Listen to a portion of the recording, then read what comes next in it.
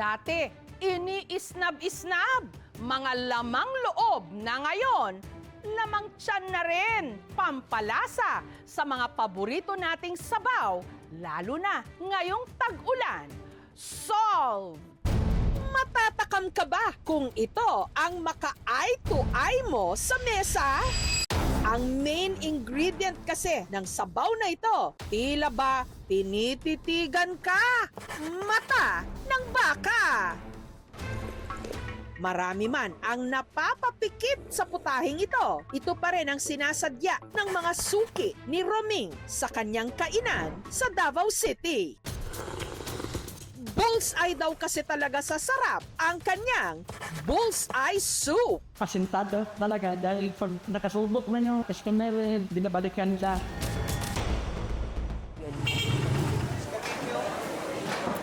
Madaling araw pa lang, sinusuyod na ng misis ni Roming na si Flo ang palengke para i-ay Day matajo. ang pinakabagong bagsak na mga mata at laman loob ng baka. O, kana lang, kana.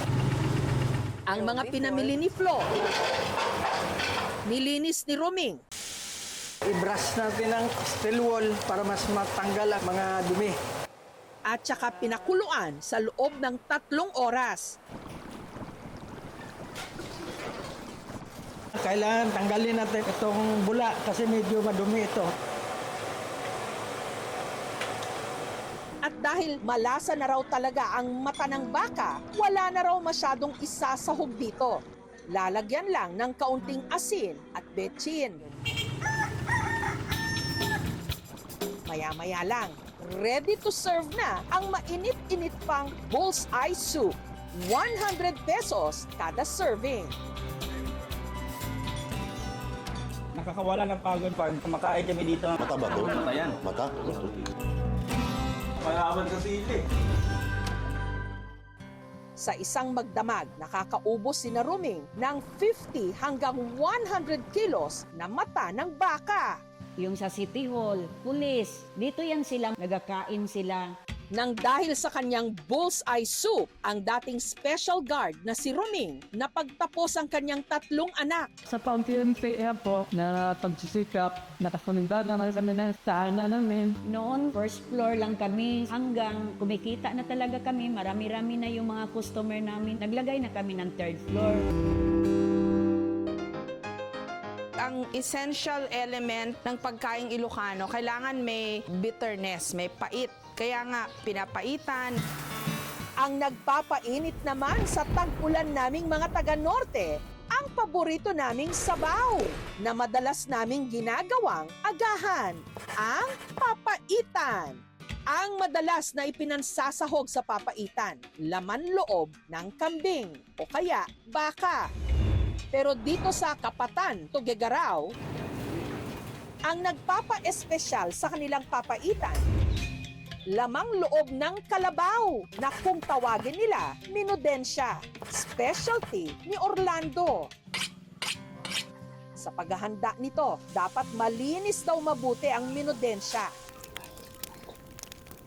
Sunod tong pinakuluan sa kanilang pugon sa loob ng 15 minuto. Pagkatapos nito, tanggalin at iiwain na.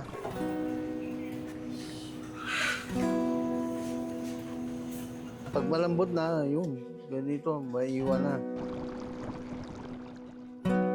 Pag malambot na lahat yung nailagan ng napapitan, yung sauce, yun ang i-mix ko na. Lagyan ko ng asin sa 2, 3. Ang sikreto raw para mas maging malinamnam ang sabaw nito, hinahaluan niya ito ng puro o apdo na galing sa tarapilya o bituka ng kalabaw.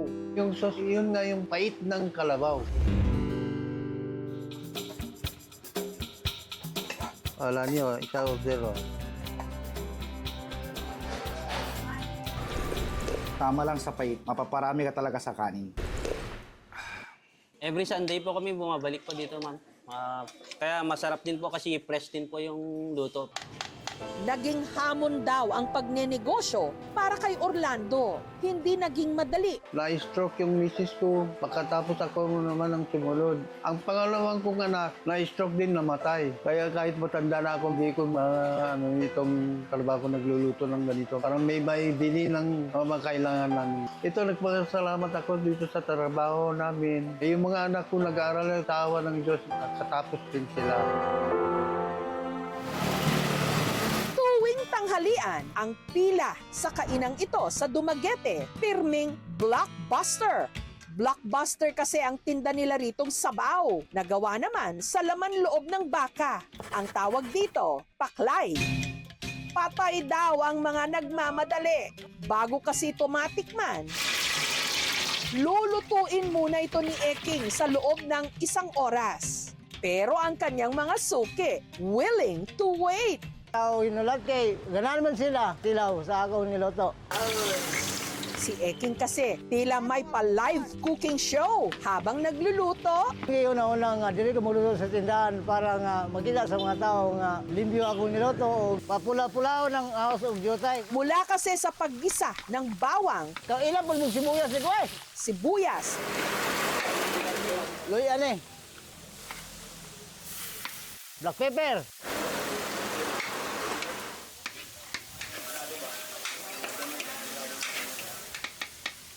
Makita nila. paglagay ng hiniwang laman loob ng baka Sagol panit baka, oh.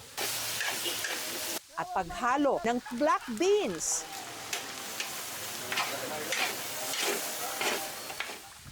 Tinimplahan ng mga pampalasa Asin. Isin.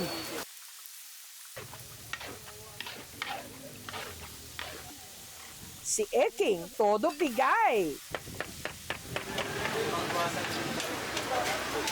Tubig naman ko.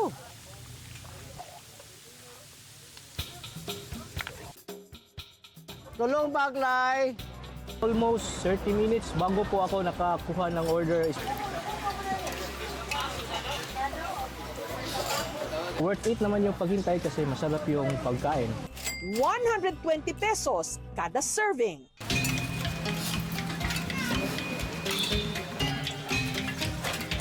Meron diyang alat, tamis at maanghang dahil sa pepper po, ma'am. May pinya, yun ang nagdala ng tamis. Ito ay nagtataglay ng kolesterol. Mataas din sila sa tinatawag nating purine. Kailangan lang moderation. Yun lang ang ating dapat tandaan. Ang mga putahe nating mga Pinoy, nalalasap ang sarap. Hindi lang sa laman, kundi hanggang sa mga lamang loob.